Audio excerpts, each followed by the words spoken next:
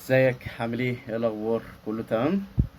الحمد لله. اخبارك انت ايه؟ عامل ايه؟ يا رب تكون بخير. اهلا وسهلا بيك.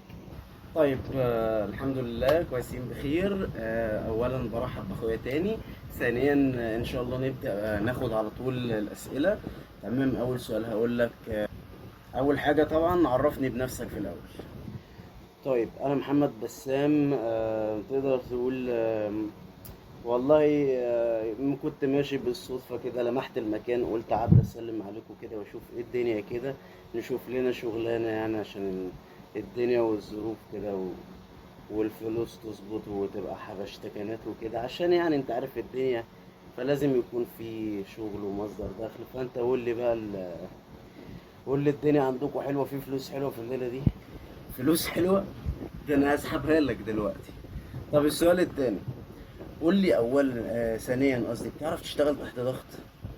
بص انا بعرف العب ضغط وبجيب فيه بالظبط من 100 ل 150 ضغطه. يا ابني ضغط ايه؟ اشتغل تحت ضغط. يعني تحت ضغط الشغل، ضغط ايه اللي انت تجيبه 150؟ انت ايه؟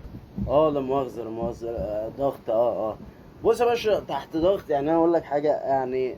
انا بص خلقي ضيق، دي مبدئيا. ما حد كلمني كلمه كده بص ممكن مش عارف اشتمه واقول له ايه بقى تيجي. انا اصلا يعني فاهمني مخنوق من غير حاجه، فجاي معاك وانت حر مش جاي. انا كده كده خلقي ضيق في اي كلمه. بص هشعوذ العميل بص هبقى هخرب الدنيا. فانت شوف حكايتك ايه معاه، عشان كل ده اصلا من الانترفيو ده اصلا والمقابله دي اساسا. لا ما شاء الله، برافو. لا برافو، برافو. امبلوي اوف ذا مانث فعلا. ايوه ايوه، انا فعلا شاطر في القنص وكده. انت عرفت منين؟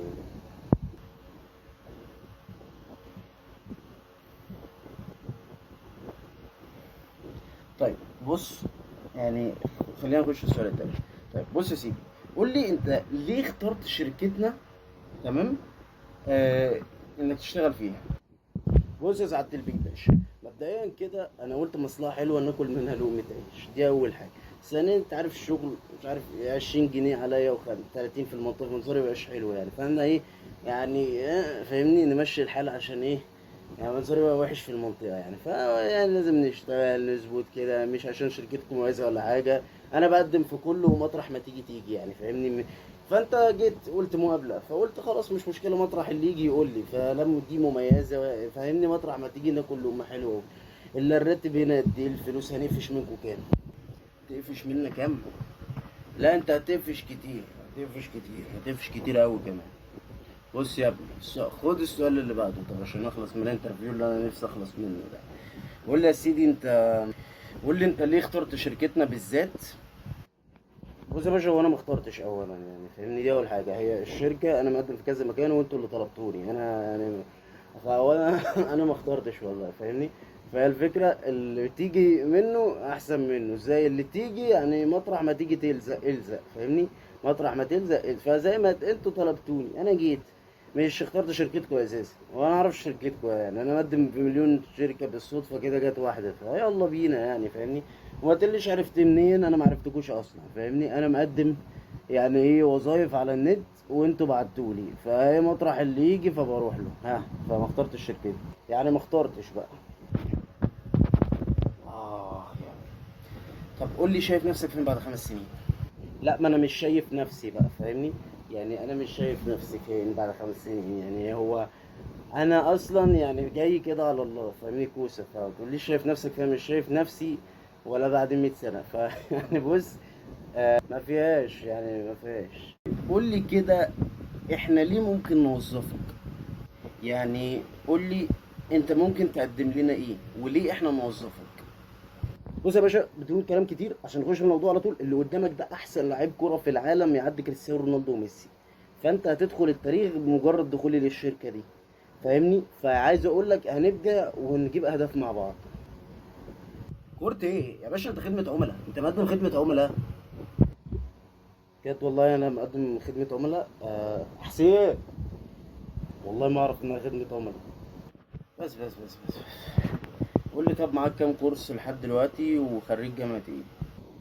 معايا 3 كورسات، واحد كورس سلوم وواحد قص وواحد ميكس. تاخد؟ ومش خريج اصلا بالنسبة للجامعة، انا دبلوم صنايع. تعرف ايه عن شركتنا وهتقدم ايه لشركتنا؟ بص يا باشا، العبد لله مسك الهوا وقفه ومشاه. احنا كده كده يعني سبوبه حلوه ناكل منها عيش انا وانت ونظبط الدنيا، وانا هقسم معاك مرتبي والدنيا جميله وزي الفل. اعرف ايه عن شركتي وما اعرفش حاجه عن نفسي اساسا، يعني انا ماشي بالصدفه كده، فقمت داخل المكان اشوف مصلحه حلوه وقلت اقدم فاعرف ايه عن شركتكم، انا ما اعرفش ان هي موجوده اساسا فاهمني، وما اعرفش حاجه عن نفسي. اقدم لكم ايه دي بقى على الله، احنا نشتغل زي ما تيجي تيجي. اللي انا اعمله سبوبه حلوه، واللي انا اقدمه انتوا ترضوا بيه. لقينا فيها مصلحه مروح، جت ما جاتش يعني كده بنعمل اللي علينا وخلاص. انا لا اقدم ولا حاجه، انتوا قبلوني كده وربنا يكرمكم ان شاء الله. يلا يا ابني الكلب. يلا باشا يا باشا، شبشبك جه في دراعي يا باشا. هو زعلان مني فين؟ ايه الناس دي؟